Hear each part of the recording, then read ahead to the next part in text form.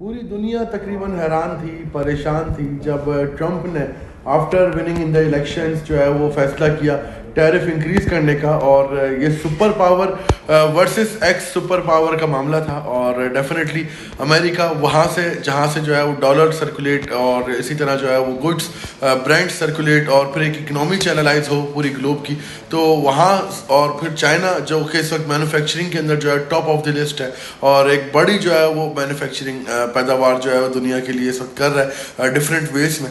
तो इनके बीच में जो है वो इस वक्त टैरिफ वॉर जो है वो छिड़ा और ट्रंप ने जो है वो आते के साथ ही चाइना पे टैरिफ बढ़ाने का फैसला किया। और जिस तरह हमने मेंशन किया था और गाइड कर रहे थे कि चाइना भी कोई झुकने वालों में से नहीं है, चाइना ने भी सामने रिटेलिएट किया और टैरिफ बढ़ाते चले गए। और इसी तरह जो है वो एक दूसरे के ऊपर ये टैरिफ की जो है वो जंग शुरू हो गई और डिमांड एंड सप्लाई जो है वो पूरी दुनिया की मुतासर होनी थी। तो ग्लोबल मार्केट्स में प्रेशर आया, नेगेटिव इम्पैक्ट आया और हमने देखा कि मार्केटें जो है वो नीचे आई।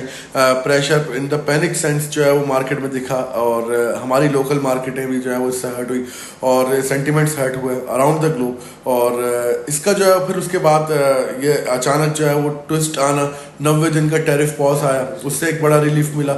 और इस 90 दिन की टैरिफ पॉज को जो है वो इम्प्लीमेंट होने के बाद हमने आपको बताया भी कि अब हो सकता है कि डील जो है वो कहीं हो जाए, सेटलमेंट हो जाए। तो अब जी फाइनली ट्रंप का जो है वो स्टेटमेंट आ गया है कि डील और जो है वो एमओयू करने के लिए जो है वो राजी हैं चाइना के साथ।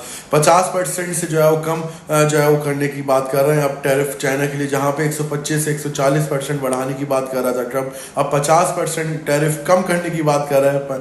तो x super power versus super power में जो है वो करंट सुपर पावर जो है बाजी ले जा रहे हैं यहाँ पर। और ये जो है वो डेफिनेटली बहुत ही ज़बरदस्त जो है वो वेव है इकोनॉमी के लिए, ग्लोबल इकोनॉमी साइकिल के लिए। और